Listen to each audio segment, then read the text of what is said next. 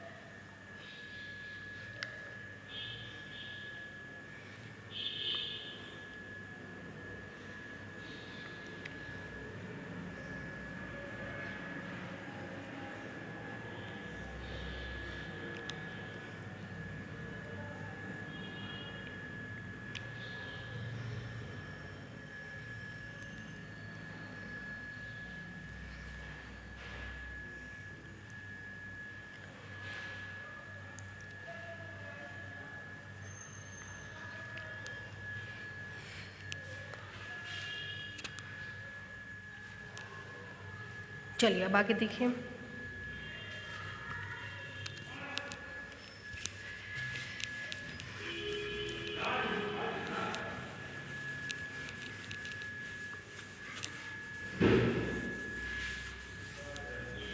अब इस एक्सप्रेशन में अगर हम देखें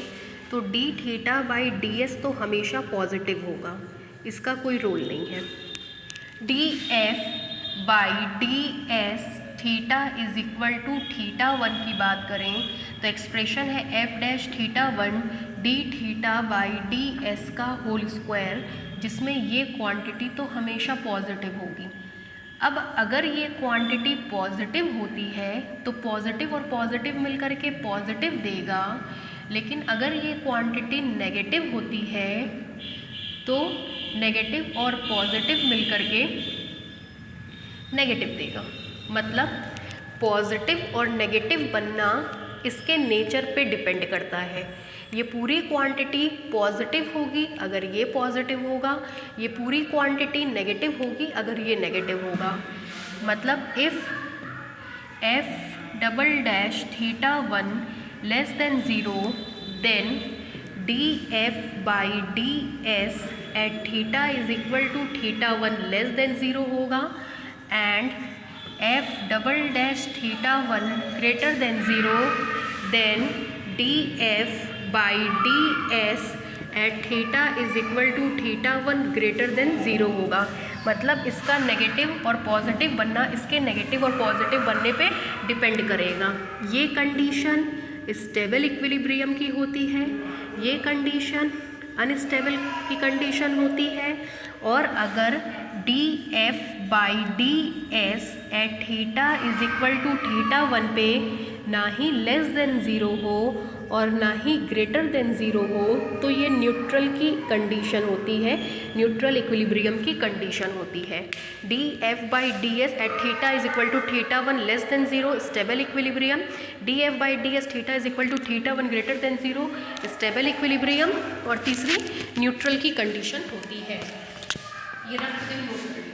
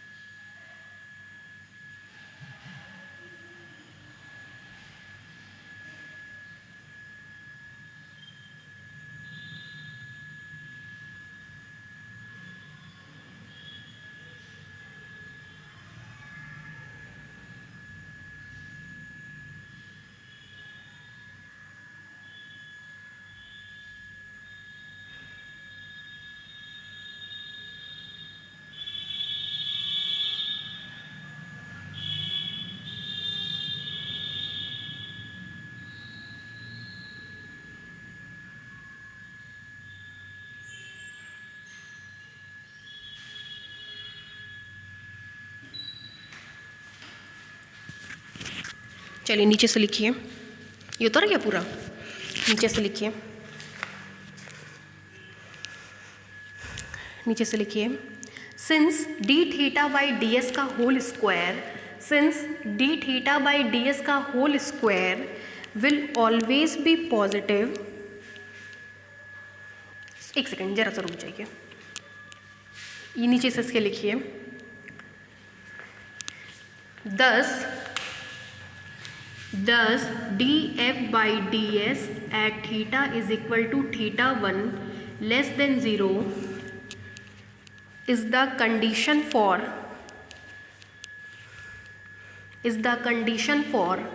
maxima, is the condition for maxima, and df by ds at theta is equal to theta 1 less than 0 is the condition for minima, and df by ds at theta is equal to theta 1 greater than 0 is the condition for minima, is the condition for minima। ये आप लोग ने maxima minima में पढ़ा था कि second order derivative greater than 0 होता है तो मिनिमा की कंडीशन, लेस देन 0 होता है तो मैक्सिमा की कंडीशन होती है। नीचे से लिखिए, since D theta by D S का whole square will never be negative, since D theta by D S का whole square will never be negative, since d theta by ds का whole square will never be negative, hence the value of df by ds at theta is equal to theta 1, hence the value of df by ds at theta is equal to theta 1,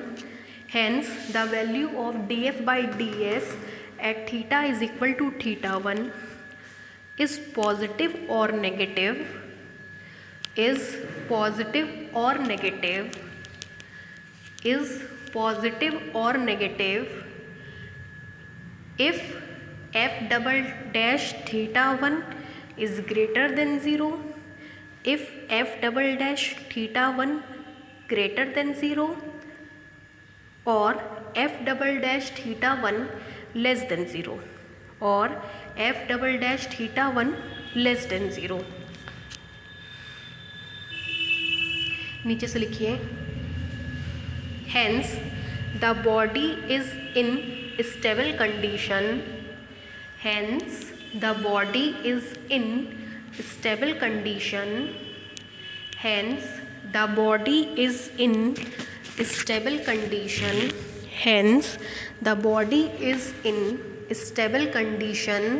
when df by ds theta is equal to theta 1 less than 0 or f double dash theta 1 less than 0, hence the body is in stable condition if df by ds at theta is equal to theta 1 less than 0 or f double dash theta 1 less than 0। Again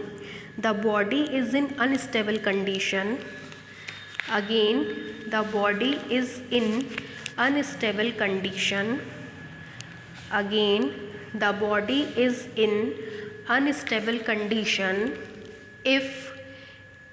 df by ds at theta is equal to theta 1 greater than 0, if df by ds at theta is equal to theta 1 greater than 0 or f double dash theta 1 greater than 0, or f double dash theta 1 greater than 0। नीचे लिखिए, neither maxima nor minima condition is, neither maxima nor minima condition is of neutral equilibrium, neither maximum nor minimum condition is of neutral equilibrium, neither maximum nor minimum condition is of neutral equilibrium, is of neutral equilibrium। Next लिखिए, next headline डालिए, energy test for stability, energy test for stability, energy test for stability. Energy test for stability, ये आपको next turn पे बताएंगे, complete भी नहीं हो पाएगा, नेक्स्ट टर्न पे देखिएगा।